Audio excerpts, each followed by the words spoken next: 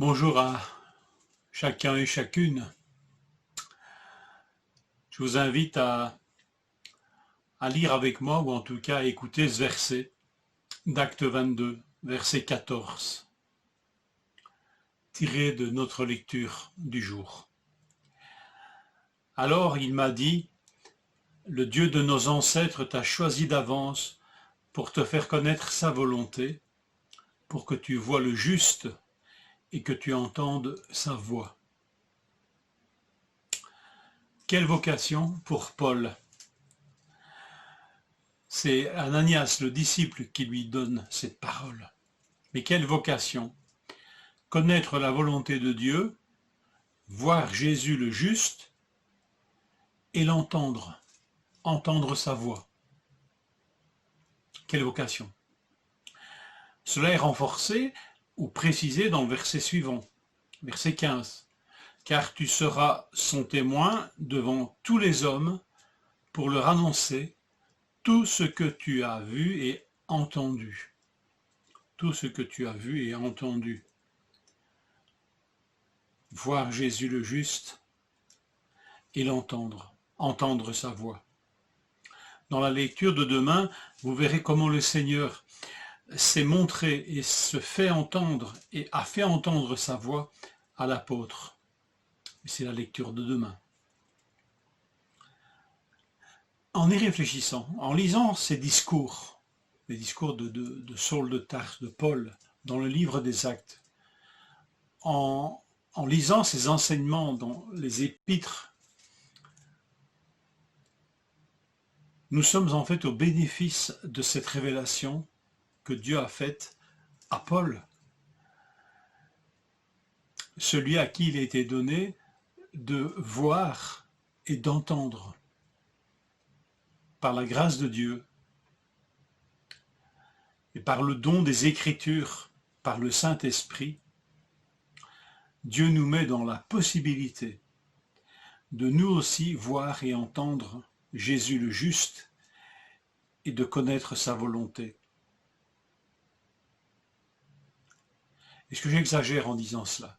Est-ce que nous pourrons voir Jésus, comme Paul l'a vu en vision, l'entendre, non pas pour de nouvelles révélations, mais je répète que le don des Écritures par l'Esprit Saint nous met dans la possibilité, nous aussi, de voir et d'entendre Jésus le juste et de connaître sa volonté.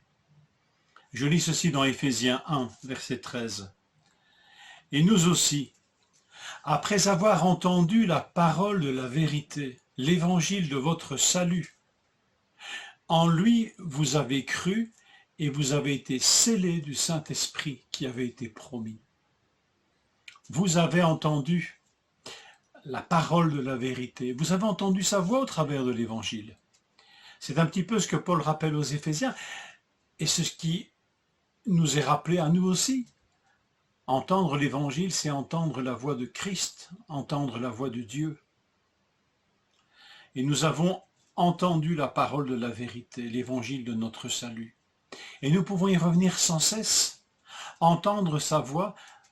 Est-ce que ce n'est pas là le but de l'Écriture, de la Bible, inspirée de Dieu et s'adressant à leur oreille, à leur entendement, entendre.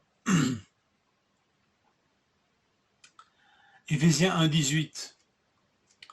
Je prie qu'il illumine les yeux de votre cœur, voir, pour que vous sachiez quelle est l'espérance qui s'attache à son appel, quelle est la richesse de son glorieux héritage au milieu des saints, quelle est l'infinie grandeur de sa puissance qui se manifeste avec efficacité par le pouvoir de sa force envers nous qui croyons.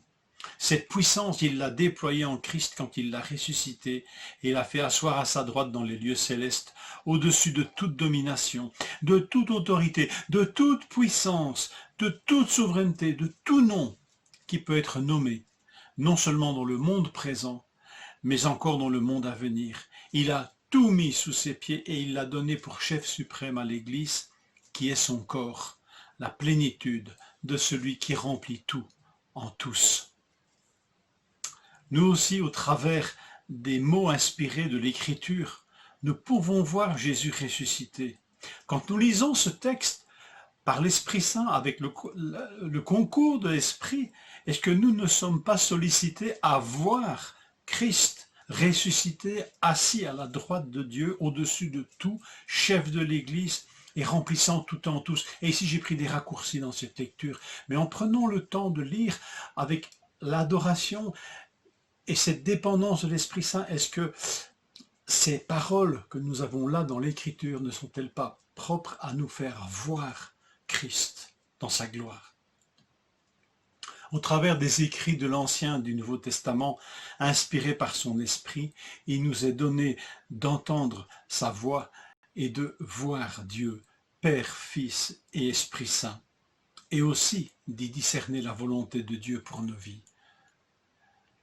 Quel usage merveilleux nous pouvons faire alors de la Bible, de la parole de Dieu. À propos de voir, l'apôtre nous dira dans 1 Corinthiens 12, aujourd'hui nous voyons, mais au moyen d'un miroir, d'une manière confuse, mais alors nous verrons face à face. Nous pouvons donc voir d'après ce verset, même si c'est d'une manière imparfaite, mais nous sommes appelés à voir. Quel privilège! Et quand Paul dit alors nous verrons, mais face à face, alors nous verrons d'une manière qui dépasse tout. Mais nous pouvons voir. Seigneur, avant d'ouvrir ta parole, ouvre les yeux de mon cœur, ouvre mon oreille, fais-moi connaître ta volonté. Que nous puissions aborder avec cette triple demande toute lecture de la Bible. Amen.